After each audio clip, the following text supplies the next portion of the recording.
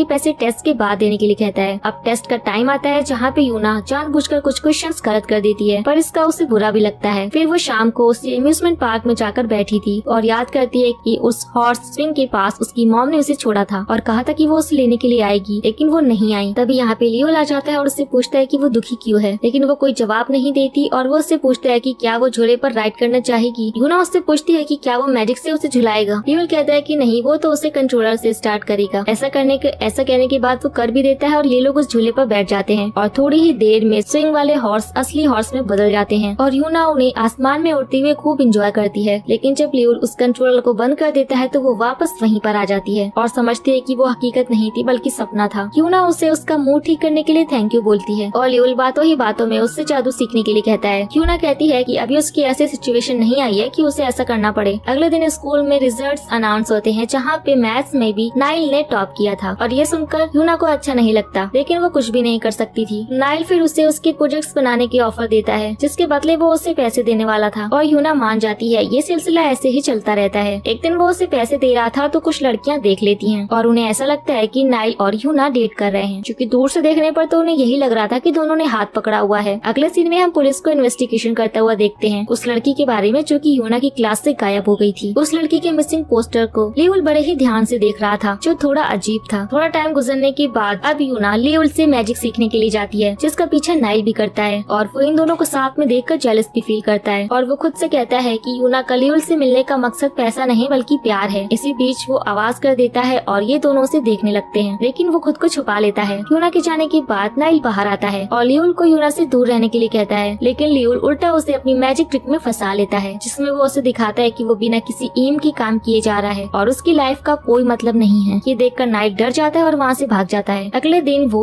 यूना से स्कूल में मिलकर उससे पूछता है कि क्या उसे उस मैजिशियन के नाम के आगे कुछ मालूम है और वो उसे जवाब ना में देती है। तब नाइल उसे कहता है कि उसे उस मैजिशियन से नहीं मिलना चाहिए, वो उसके बारे में कुछ भी नहीं जानती है, ये उसके लिए खतरा बन सकता है। इस पर यूना कहती है कि ये प्रॉब्लम उसकी है और वो कोई नहीं होता उसे ये बताने वाला कि उसे क्या करना चाहिए क्या नहीं। ये कहकर वो चली जाती है। अगली बार जब यूना लियोल से मिलने जाती है तो वो उससे उसका नाम पूछती है और अब उसे पता चल जाता है कि उसका नाम लियोल है। थोड़ी देर मैजिक सीखने के बाद जब वो बाहर जाती है तो उसे एक प्रेग्नेंट लड़की मिलती है। थोड़ी देर बातें करने के बाद ही उसका पीछा करने के लिए एम्यूजमेंट पार्क में चली जाती है। वो देखते है कि वो लड़की और ली एक साथ बैठकर खाना खा रहे हैं, अच्छे से बातें कर रहे हैं और ये देखकर यूना वहाँ से चली जाती है। इसके बाद यूना फिर से लियोल से मैजिक सीखने के लिए आती है और नाइल फिर से उसका पीछा करता है, लेकिन इस बार वो खुद को नहीं छुपाता और उसके सामने आ जाता है और ये तीनों साथ में मैजिक करने लगते हैं और साथ में बहुत ही एंजॉय भी करते हैं। इसी बीच नाइल की फिंगर मैजिक ट्रिक के टाइम पर जल जाती है जिस पर यूना ऑइंटमेंट लगाती है और कहती है कि अब वो पैसों के लिए उसका कोई काम नहीं करेगी। उसे बहुत